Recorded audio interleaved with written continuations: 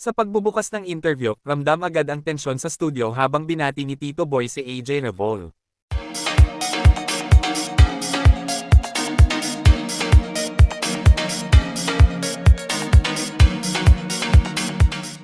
Tahimik muna si AJ bago ngumiti, halatang pinipigilan ang emosyon.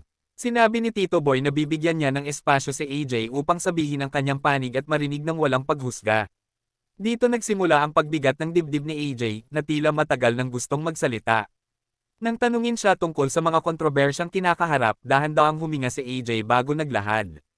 Ibinahagi niya kung gaano kabigat ang pag-atake at panghuhusga ng publiko, lalo na sa mga bagay na hindi naman niya kontrolado. Sinabi niyang may mga araw na hindi na niya alam kung paano ipagtatanggol ang sarili dahil kahit anong paliwanag ay mali pa rin sa mata ng iba. Dito na nagsimulang manggilid ang kanyang luha. Inusisa siya ni Tito Boy kung ano ang pinakamasakit na bahagi ng lahat. Mahina ang boses ni AJ nang sagutin niyang ang sakit ay hindi galing sa intriga, kundi sa takot na masira ang imahe niya bilang tao at anak. Ipinagtapat niyang marami siyang tiniis na pananahimik dahil ayaw niyang makadagdag pa sa gulo.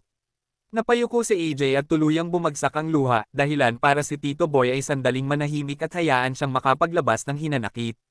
Sa huling bahagi ng interview, pinili ni AJ na magpasalamat kaysa magtanim ng sama ng loob. Humingi siya ng pangunawa sa mga taong hindi siya naintindihan at nagbigay ng pangako na patuloy siyang magiging mabuting tao, artista, at anak. Hiniling niya na makita rin ng publiko ang kabutihan sa likod ng kanyang mga pagkakamali. Tinapos ni Tito Boy ang panayam sa pag-abot ng tisyo at mga salitang nagbibigay lakas, habang si AJ ay umiiyak ngunit kitang-kita ang gaan ng kanyang loob. And this are Chika for today mga ka-showbiz, sana nag-enjoy kayo. Don't forget to like, share, subscribe and click the notification bell for more updates.